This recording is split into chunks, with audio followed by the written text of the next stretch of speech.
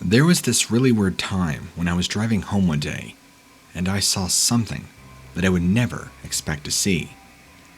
It was getting towards the evening time, so it was that funky kind of light, where it wasn't the greatest to see, but not yet entirely dark. I have also, A, never seen anything remotely supernatural or paranormal in my life, and, even more importantly, B, don't believe in any of it. Ghosts, UFOs, Bigfoot, all conspiracy theories and, well, crazy people. Or so I thought until that very day. Because, as I was just driving along, no doubt rocking out to Taylor Swift, I saw what I initially thought was someone standing by the side of the road. They looked like they were trying to thumb a lift, as one arm was held out in front of them. At that point, they were almost completely in shadow, and I could really just make out the size and shape, which pointed to an adult. Being a young female, there was no way I'm picking up anybody, but I did slow just a little to make sure it was not another female who looked hurt. The least I can do is call 911 for her. Well, as I approached closer, the figure became more clear, and I realized there was something very, very wrong. To start with, the figure was covered in hair, and it stood at the side of the road. But the body shape and stance was that of a human. But the problem was that it resembled more of a wild dog than it did a human. I don't know many breeds of dog, but it reminded me of the ones they use in the Canine unit for the cops. I believe it's a German Shepherd, so correct me if I'm wrong. There was no way this was anything other than a dog. It was way too realistic, and everything about it, from its expression to its intelligent yellowish eyes, all said real dog. Only problem is, I have never heard of a dog comfortably standing up on two legs, or being the size that this one was. I'd like to say I was brave and stopped the car and snapped a photo, or even just slowed down to get a look. But when you come across a full-sized human-like dog on the side of the road, you're not thinking of anything apart from getting out of there, which I did. I still don't know why it had arms, or I guess paw out, like a hitchhiker. Maybe, as it looked like a dog man, it also had more intelligence. Maybe it really thought somebody would stop. It's all too weird to think about. I was editing several photos for a recent publication. I take photos professionally of deer and elk. They were my wife's favorite animals, so I continued in her passion. It's also my way of keeping her memory alive. She passed quite some time ago. So, I pulled up one of my best shots of a buck and his doe, and it was nearly business as usual, until I noticed something in the background. After zooming in, I nearly fell out of my chair.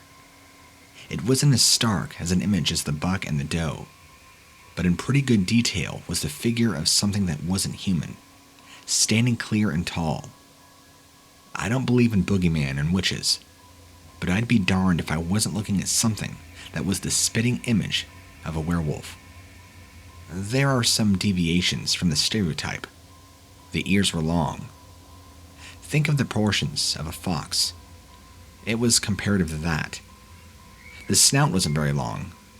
If there hadn't been a muzzle, the overall look have suggested some bit of humanity.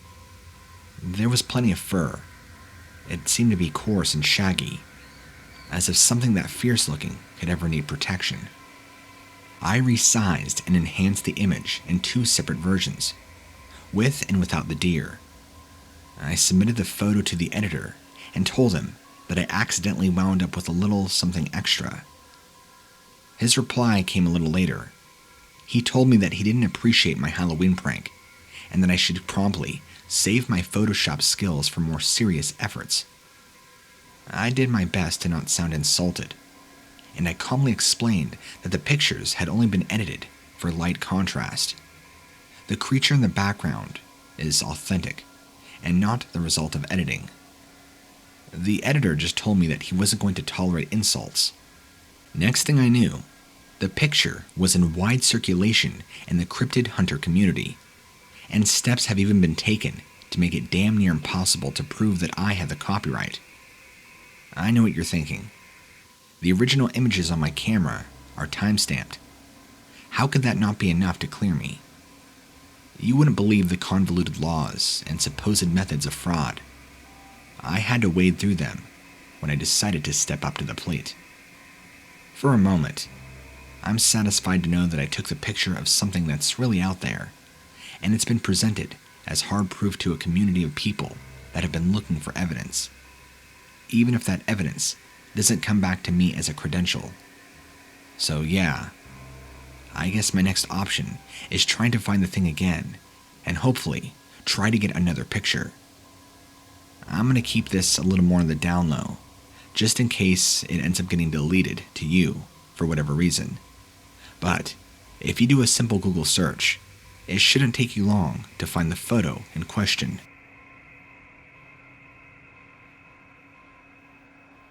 I feel like a lot of these dogman stories that I hear about happen in very specific places, and almost always either in the woods or alongside a road as somebody is driving past. I mean, they all make sense. These creatures obviously live somewhere off the beaten track, which is why I was so shocked the time that I saw one myself, in my literal backyard. I do live in a pretty rural area, so it's not like I'm in the middle of LA, in Beverly Hills, and a dogman is just casually walking around for everybody to see. This was late in the evening, and I was just doing stuff like brushing my teeth before heading back downstairs to lock the house up. That's when my dogs began going crazy. I have 2 border collies, and sometimes the neighbor's cat will sit on the kitchen windowsill and peer in at them. That always drives them crazy. They hate that darn cat. So, I assume this time that's exactly what was happening. But instead of yapping at the window, they're both barking, scratching, and going insane at the back door. I'm thinking, okay, that cat is either really stupid or being incredibly brave and is clearly on the other side. But when I peered out myself, I couldn't see it. Both dogs are continuing to go nuts, and one of them starts hurling himself at the back door. I've never seen them behave like that. It was startling. There was no way I was letting them out. Not like this. Because if it turned out there was a cat out there, well, we know what would happen. I couldn't forgive myself for that. So I just about managed to drag them into the den and shut the door. Then, I grabbed a flashlight, opened the door. Well, I saw right away what was causing their behavior. There appeared to be another dog in the back of our yard. Except that's what I thought at first. And then I realized regular dogs don't stand on 2 legs, nor do they look like ripped linebackers, ready to pulverize anything in their way. The first thing my light caught was a dark shadow. Then, the dark light began to make a full outline, and I saw the glowing eyes. These red-orange glowing eyes. The thing stepped away from the trash for a moment, and I could hear through closed doors my dog still going nuts. This thing let out a quick grunt, which, to be honest, sounded like a bear. Then, that's when it ran down on all 4s and jumped and was gone. I went back inside, keeping my dogs in, and spent the next hour or so looking around, making sure this thing doesn't come back. Anyway, I try and keep a closer eye out at night now. I never know when it's going to return.